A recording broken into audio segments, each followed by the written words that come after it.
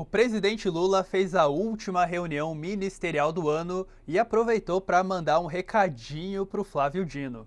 E ele fez questão de deixar claro que espera uma certa discrição do futuro ministro do STF.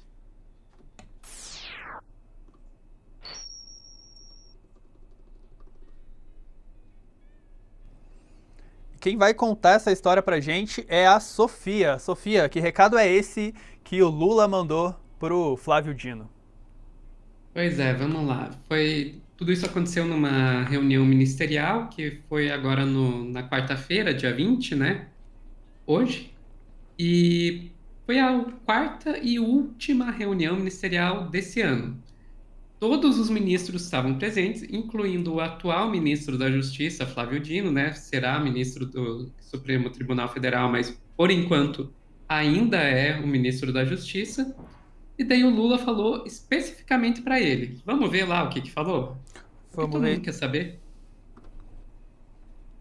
Segundo, segundo a extrema-direita, foi o primeiro comunista a assumir a Suprema Corte. E eu espero que seja um comunista do bem, que tenha amor, carinho e, sobretudo, que seja justo, porque ali não pode prevalecer apenas a visão ideológica.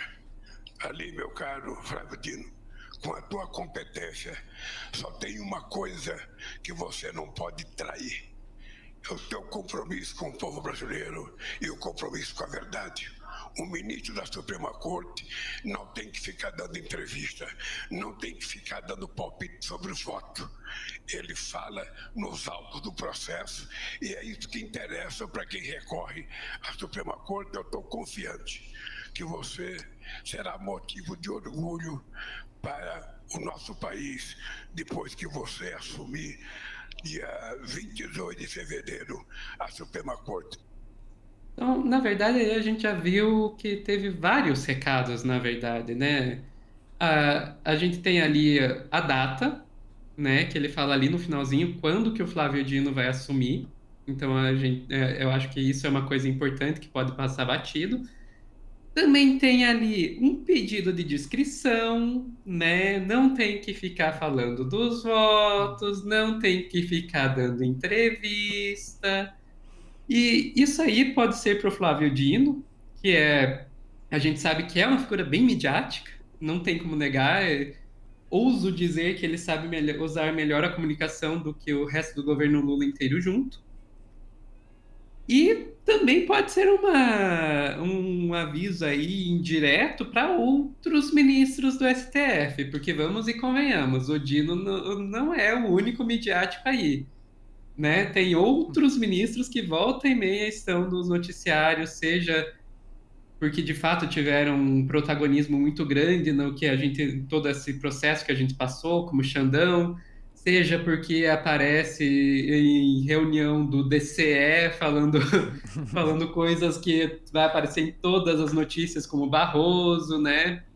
Então, assim, eu acho que tem aí também um recado velado nisso aí tudo. E tem toda essa história de comunista do bem, né? Que não. Que, inclusive, ô Lula, vamos combinar. Você falou que o pessoal da extrema-direita chama o Flávio Dino de primeiro-ministro comunista, mas semana passada era você que estava chamando o Flávio Dino de ministro comunista. Vamos mostrar? Vamos mostrar? Vocês não sabem como eu estou feliz hoje. Pela primeira vez na história deste país, nós conseguimos colocar na Suprema Corte desse país um ministro comunista, um companheiro da qualidade do Flávio Dino.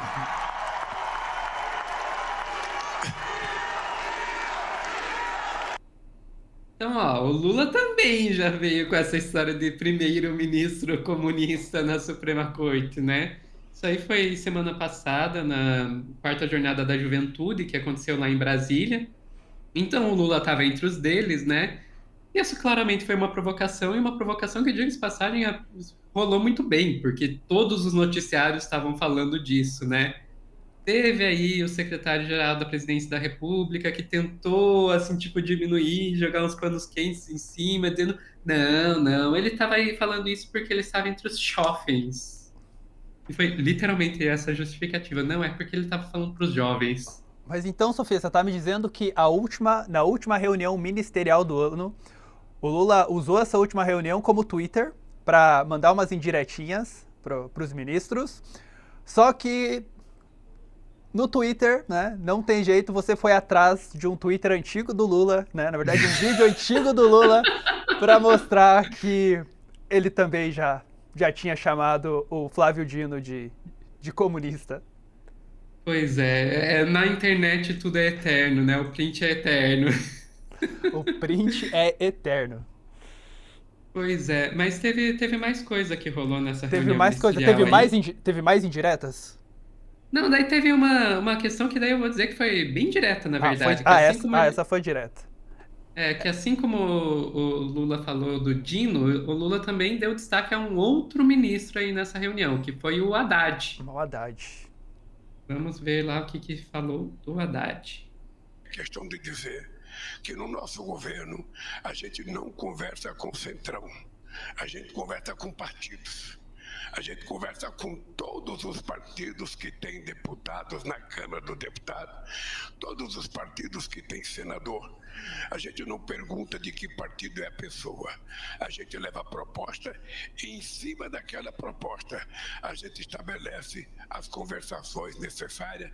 E eu, portanto, queria começar essa reunião dando os parabéns à capacidade de negociação dos nossos líderes na Câmara, no Congresso, no Senado, e a capacidade de articulação do companheiro Haddad, que conseguiu o feito inusitado de aprovar uma reforma tributária. Se ela vai dar... Então, vai ter mais vídeo, mas vamos lá, fazer uma pausinha aqui para apontar, né? Que basicamente o Lula, que é o tricampeão em conciliação, está elogiando a capacidade de conciliação do companheiro Haddad, né? É isso que eu posso trazer aqui. É você receber uma medalha olímpica de um medalhista olímpico. Exatamente. Frutos. Se ela vai dar todos os frutos que a gente espera, a gente ainda não sabe. É como se fosse uma árvore, está plantada. Agora nós temos que jogar água, colocar fertilizante, continuar conversando para aperfeiçoar, para que a gente dê ao povo brasileiro e ao mundo inteiro que quer investir no Brasil a certeza de que esse país está tratando com muita seriedade a questão econômica. É que mais uma pausinha, que é interessante ele falar do mundo inteiro que tem capacidade de investir, porque isso aconteceu hoje, né? Hoje pela manhã, dia 20 de dezembro.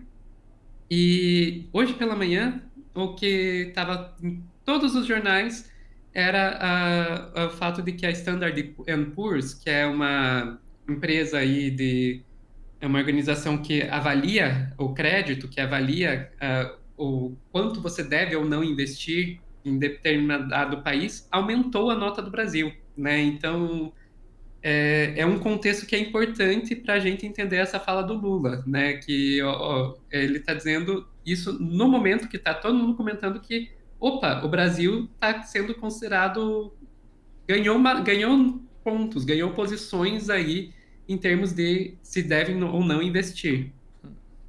Que a gente não pensa em nenhum momento que é possível fazer mágica economia, que a gente pode dar um cavalo de pau num navio do tamanho do Brasil, e que a gente vai continuar no ano de 2024 com esse mesmo jeito de governar, conversando com todo mundo, perde alguma coisa, ganha outra coisa, mas estabelecer como regra extraordinária a capacidade de conversação, a capacidade do diálogo.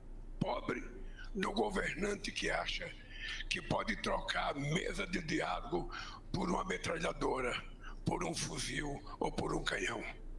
E daí a gente vê aí terminando com uma crítica aí ao Bolsonaro, né? Daí é indireta, mas é uma indireta muito, muito fácil de ser vista, né? Não citou o nome, mas não precisa citar o nome.